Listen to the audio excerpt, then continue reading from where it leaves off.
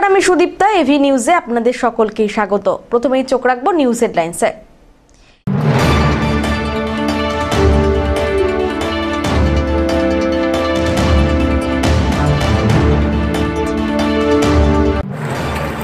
নবপ্রাক্তনের সাক্ষাৎ। চেয়ারম্যান হিসেবে দায়িত্ব নেওয়ার পর প্রাক্তনের সাথে সাক্ষাৎ নবনিযুক্ত সৈকত চ্যাটার্জি।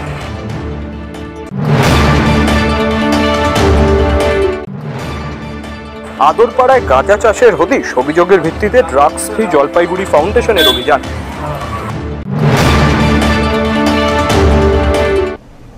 এবার আসছে বিস্তারিত সংবাদে। চেয়ারম্যান হিসাবে দায়িত্ব নেওয়ার পর প্রাক্তন চেয়ারম্যানের সঙ্গে সাক্ষাৎ করলেন নবনিযুক্ত জলপাইগুড়ি পৌরসভার চেয়ারম্যান সৈকত চ্যাটার্জি। এদিন জলপাইগুড়ি পৌরসভায় দীর্ঘ 17 বছরের চেয়ারম্যান মোহন বোসের সঙ্গে সাক্ষাৎ করেন তিনি। শহরের মুহুরিপাড়ার মোহন বোসের বাসভবনে যান সৈকত। সেখানে গিয়ে তাকে উত্তরীয় পরিয়ে দেন, একই সঙ্গে মিষ্টির প্যাকেট আর ফলমূলও তুলে দিলেন। মোহন বোসকে পৌরসভায় এদিন আসার আহ্বান জানান সৈকত। একই সঙ্গে কোনো সমস্যা হলে তিনি আবার আসবেন বলে জানিয়েছেন। সাক্ষাতের পর মোহন বোস বলেন, না, ও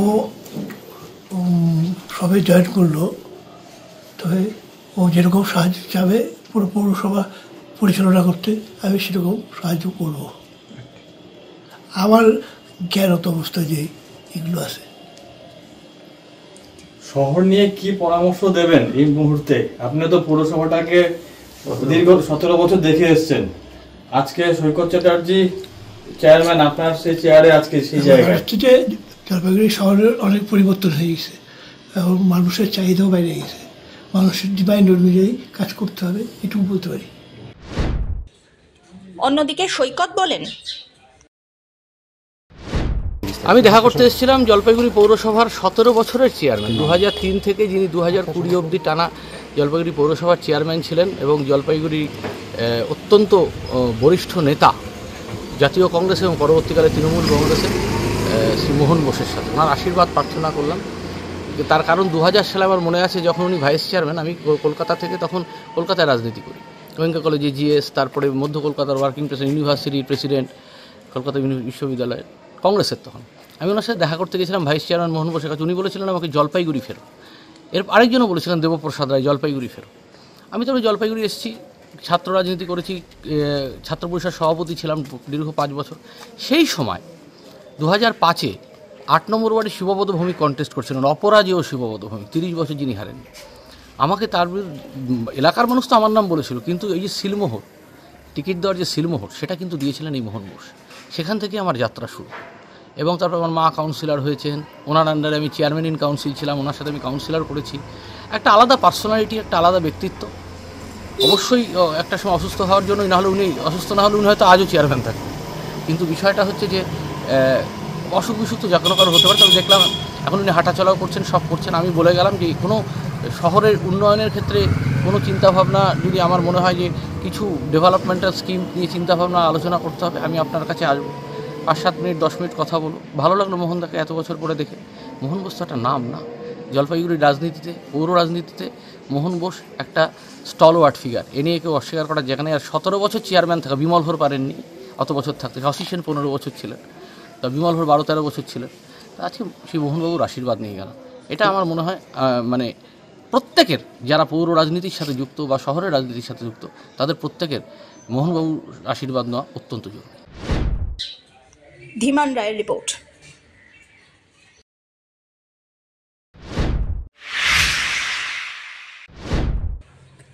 জলপাইগুড়ি পুরসভার 11 নম্বর ওয়ার্ডের আদরপাড়ায় গাঁজা চাষের হদিশ পেল Jalpaiguri drugs free Jalpaiguri foundation. অভিযোগ পেয়ে শনিবার ঘটনাস্থলে পৌঁছয় ফাউন্ডেশনের সদস্যরা। কোতোয়ালি থানার পুলিশ বাহিনীকে সঙ্গে নিয়ে এলাকায় অভিযান চালানো হয় ফাউন্ডেশনের পক্ষ থেকে। অভিযোগ, এক স্থানীয় বাসিন্দা বাড়ির পিছনের নিজের জমিতে অসংখ্য গাঁজা গাছ লাগিয়ে চাষ করছিলেন। দীর্ঘদিন ধরে এই চাষ হচ্ছিল বলেও প্রশাসনের কাছে কোনো হদিশ ছিল না বলে দাবি স্থানীয়দের। অবশেষে ড্রাগস ফ্রি জলপাইগুড়ি ফাউন্ডেশন ময়দানে নামে। ওই এলাকায় পুলিশকে সঙ্গে নিয়ে অভিযান চালিয়ে সব গাঁজার গাছ কেটে জ্বালিয়ে দেওয়া হয়। স্থানীয়রা অভিযুক্তের বিরুদ্ধে আইনি ব্যবস্থা গ্রহণেরও দাবি জানান। দেখুন, আমরা ড্রাগস ফ্রি জলপাইগুড়ি ফাউন্ডেশনের সদস্যরা সূত্র মারফত খবর পেয়েছিলাম যে আদরপাড়ার দুলালদিঘি সংলগ্ন একটা বাড়িতে প্রায় 20-25টির মতো গাঁজা গাছ বছরখানেক ধরে এটার পরিচর্যা সহ এটা চাষ হচ্ছে এবং এটা সম্পূর্ণ ব্যবসায়িক উদ্দেশ্যেই চাষ হচ্ছিল। বাড়িতে গিয়ে আমরা আজকে আমাদের সদস্যদের নিয়ে উপস্থিত হই এবং উপস্থিত হওয়ার পরে দেখতে পেলাম যে হ্যাঁ সত্যি 20-25টি গাছ এবং বেশ বড় বড় গাছগুলো, যেটা আর কিছুদিনের মধ্যে এটা আমরা যদি আজকে না এটা ধ্বংস করতাম তাহলে আর কিছুদিনের মধ্যে এটা বিক্রি হতো। এবং তাই আমরা আজকে পুলিশের সহযোগিতা আমরা এখানে উপস্থিত হওয়ার পরে আমরা কোতোয়ালি পুলিশকে খবর দিই এবং পুলিশের টিম আসলে পরে পুলিশকে সঙ্গে নিয়ে এই গাছগুলিকে গোড়া থেকে কেটে ফেলা হলো এবং তারপরে সেটা এই স্থানীয় একটি ক্লাবের মাঠে সেটার পুড়িয়ে ফেলার ব্যবস্থা করা হয়েছে। এবং আপনারা জানেন যে জলপাইগুড়ি শহর জুড়ে বেশ কিছু অসাধু ব্যবসায়ী যারা একদিকে ব্রাউন সুগার, দ্বিতীয় দিকে গাঁজার ব্যবসা করে যুব সমাজ এবং ছাত্র সমাজকে ধ্বংস করে চলেছে। তাই আমাদের লড়াই এইসব ব্যবসায়ীদের বিরুদ্ধে, এইসব সমাজ বিরুদ্ধে যারা ছাত্র এবং যুব সমাজকে ধ্বংস করে নিজেদেরকে আর্থিকভাবে স্বাবলম্বী হচ্ছে, কিন্তু ছাত্র যুব সমাজ সহ বহু পরিবার ধ্বংসের মুখে চলে যাচ্ছে। তাই ড্রাগ ফ্রি জলপাইগুড়ি ফাউন্ডেশন এই লড়াইয়ের এদের বিরুদ্ধে পথে নেমেছে এবং আগামী দিনেও আমাদের এই লড়াই সংগ্রাম। বলছি, কার বাড়িতে কে চাষ করছিল? দেখুন, নামটা এই মুহূর্তে আমার মনে পড়ছে না, যতদূর ডাক নাম বোধহয় পুচকু মনে হলো। তার বাড়িতে তার ছেলে, আমাদের কাছে খবর ছিল তার ছেলে এটা এই গাছগুলি পরিচর্যা করে চাষ করছিল এবং এও খবর আছে যে গত বছরে এই গাছগুলি একইভাবে চাষ হয়েছিল এবং যেহেতু কেউ জানতে পারেনি, অত্যন্ত গোপনে সেগুলি বিক্রিরও ব্যবস্থা হয়েছিল। কিন্তু এবছর আমাদের এই তৎপরতায় সেই গাছগুলিকে আমরা ধ্বংস করতে পারলাম। অন্যদিকে গাঁজা চাষ করা হলেও বিষয়টি এড়িয়ে যান বাড়ির সদস্যরা। তাদের দাবি, গাঁজার গাছ একাই উঠেছে, কেউ চাষ করেননি। গাজার করি না তো, এই গাছগুলো উঠছে, আমরা লাগাইনি। তোমার মাথা খারাপ? আমি চাষাতে করি, আমার ছেলে এটা কোনোদিন চাবো? আমি তো বুঝতে পারি নাই। বাড়ির পেছনেই আপনার জমিতেই গাজার গাছ? আমি তো ওইটা তো বুঝতে পারি যে এগুলো বেআইনি জিনিস। কে লাগিয়েছে এগুলো? লাগাই নাই, নিজের থেকে গাছ উঠছে রে বাবা। গোবর সার দিয়ে পরিচর্যা করা হচ্ছে আপনার বাড়ির পেছনে, আপনার জমিতে? আরে বাবা, তাহলে পরে হয়তো ছেলের দিছে আপনার ছেলে, মনে হয় তাই। আমার তাছাড়া এমনি কোনো চাষ করা বলো বা আমি বেআইনি কাজে যে বন্ধু যাবো, আমার ব্রেন শর্ট হয়ে যাচ্ছে রে। তাহলে কি এই গাঁজাগুলো আপনার ছেলে চাষ করতো? না, এইবারে গাছগুলো উঠছে, এইবারেই। গাছ থেকে কি ফল হইতো যে পরিচর্যা করতো? না না না, এইবারেই তো উঠতেছে, তাই তো দেখতে পাচ্ছি। এত বড় গাছ এক বছরের তো না, অনেকগুলো গাছ তো। এক বছরের বাবা, মিথ্যা কথা কেন? আজকে কারা আসলো? তোমরা কে? আজকে কারা আসলো? পুলিশ আসছে? তোমরা কে? তোমরা? আমরা না, কারা এসেছে বললাম, আজকে কারা এসেছে? পুলিশ আসছে? পুলিশ না, পুলিশ আসেনি। পুলিশ আসতে দেখা গেল তো, পুলিশ গাছ ভেঙে দিল আপনার। ও তাহলে তাই হবে। হ্যাঁ, আমি তো বুঝতে পারি না, আমি তো বুঝতে পারি যে পুলিশ আসছে। আর কি করবেন এরকম চাষ বাড়িতে? কোনো দিন না। ওরে বাবা, চাষ আমি যদি জানতাম যে এগুলো বেআইনি, আমি সাথে সাথে গরম জল ঢেলে দিয়ে মারিয়ে দিতাম। ধীমান রায়ের রিপোর্ট।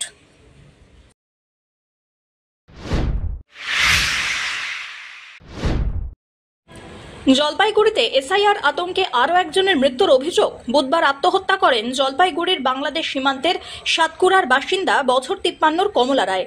40 বছর আগে বাংলাদেশ থেকে ভারতে এসে সীমান্ত এলাকায় বসবাস শুরু করেন।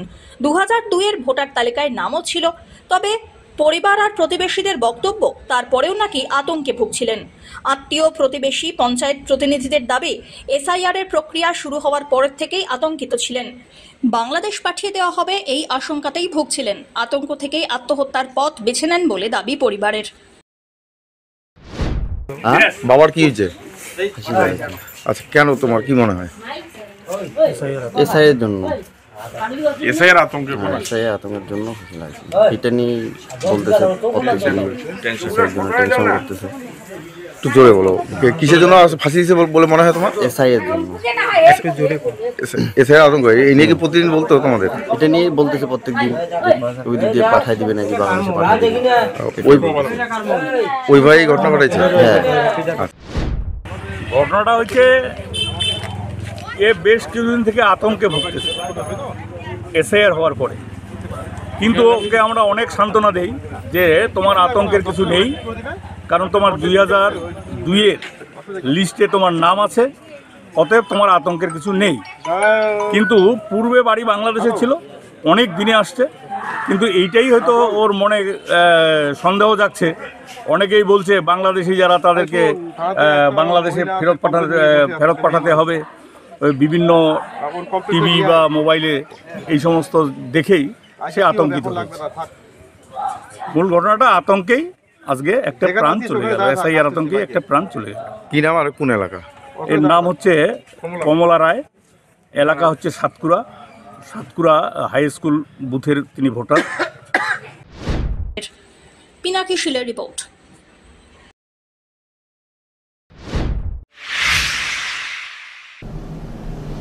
নিয়ে নিচ্ছে ছোট্ট একটি বিরতি, ফিরে আসছি বিরতির পর, সঙ্গে থাকুন।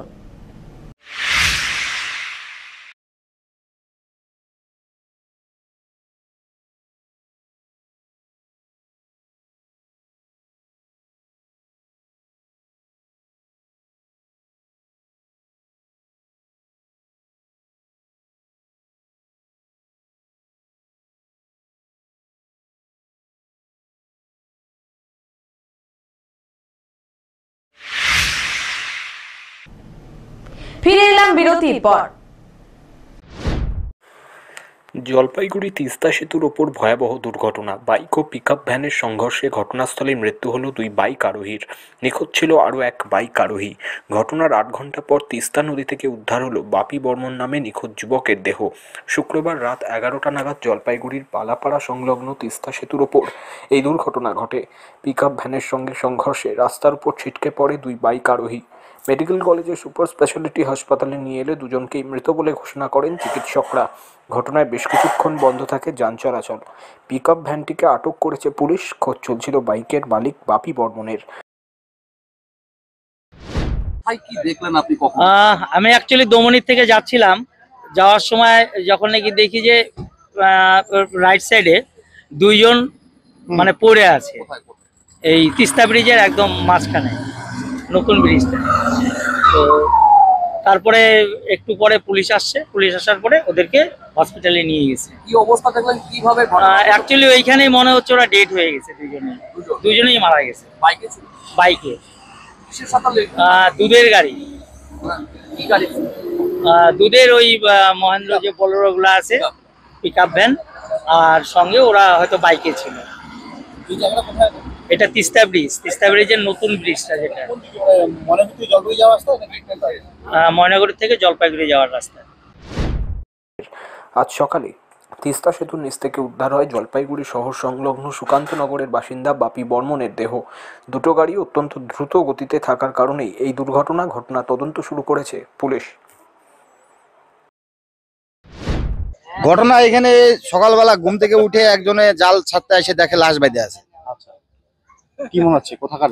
এটা তো কিছু এখন তো ব্যাপারটা বুঝতে পারতেছি না। কালকে রাত্রেবেলা অ্যাক্সিডেন্ট হয়েছিল ব্রিজের উপরে, সেখান থেকে শুনলাম 2 জন মারা গেছে আর একজনের খোঁজ ছিল না।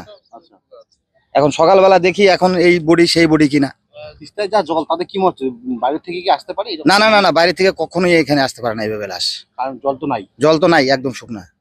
তাহলে কি মানে কি অনুমান করছেন? তাহলে আমরা অনুমান করছি এখন এই বোধহয় ওই কালকে যে রাত্রেবেলা বাইক অ্যাক্সিডেন্ট হয়েছে, সেই গাড়ি বোধহয় ব্রিজের জোরে ধাক্কা মেরে নিচে পড়ে গেছে। গতকাল তো 2 জন মারা গেছে। হ্যাঁ, গতকাল 2 জন মারা গেছে আর একজনের খবরই ছিল না। শুনলাম যার বাইক সেই হতে পারে।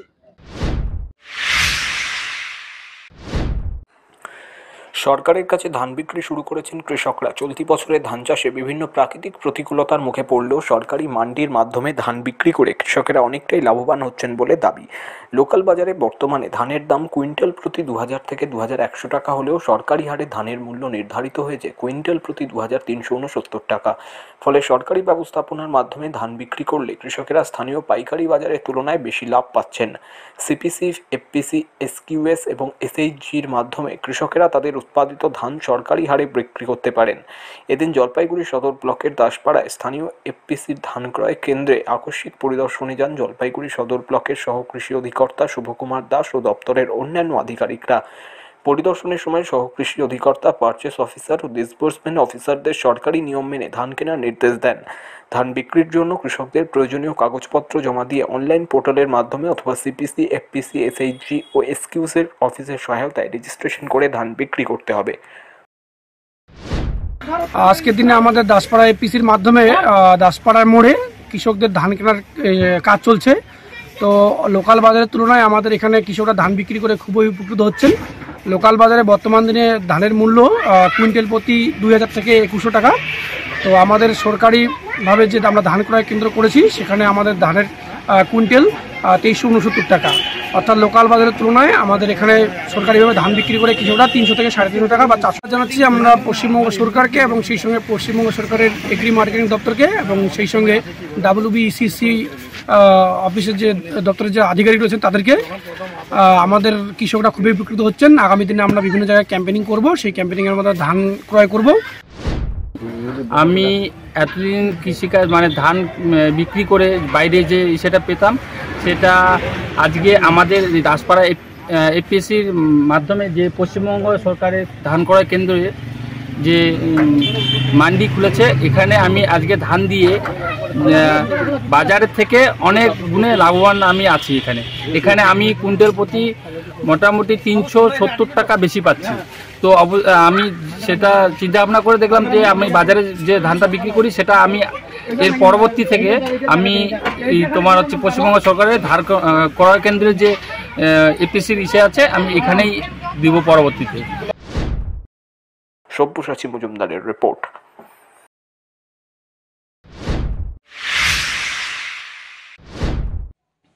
বিহারে বিধানসভা নির্বাচনে এনডিএর বিপুল জয়ের পর বিজয় উল্লাসে মেতে উঠল বোয়ালমারীর প্রধানপাড়া। শনিবার ভারতীয় জনতা পার্টির নেতাকর্মীরা গেরুয়া পতাকা হাতে নিয়ে বোয়ালমারীর প্রধানপাড়ার বিভিন্ন রাস্তা প্রদক্ষিণ করে বিজয় মিছিল বের করেন। বিজেপির বোয়ালমারীর নন্দনপুর অঞ্চলের সভাপতি ভানু রায় জানান, বিহার বিধানসভা নির্বাচনে এনডিএর ব্যাপকভাবে জয় হয়েছে। আগামী 2026-এর বিধানসভা নির্বাচনে এই রাজ্যেও জয়ের সম্ভাবনা প্রবল বলে জানান তিনি। বিহারে যে বিধানসভা নির্বাচনের যে রেজাল্ট আজকে আপনারা জানেন যে বিহারের রেজাল্টে এনডিএ জোট কিভাবে একক মানে সংখ্যাগরিষ্ঠ 200+ আসন পেয়ে আমরা আজকে এনডিএ জোট সেখানে সরকার গঠন করতে চলেছি।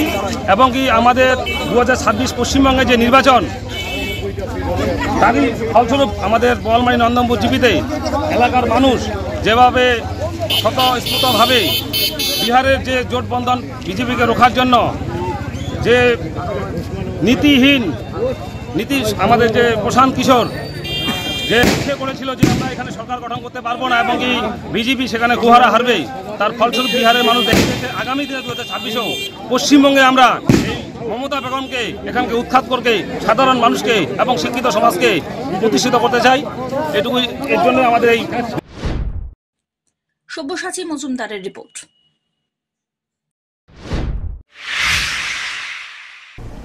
শেষ করবার আগে নিউজ হেডলাইন্স আরো একবার।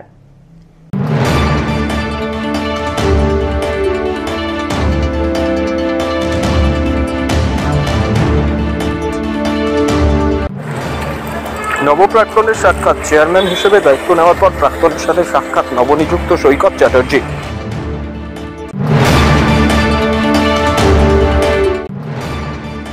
আদরপাড়ায় গাঁজা চাষের হদিশ, অভিযোগের ভিত্তিতে ড্রাগস ফ্রি জলপাইগুড়ি ফাউন্ডেশনের অভিযান।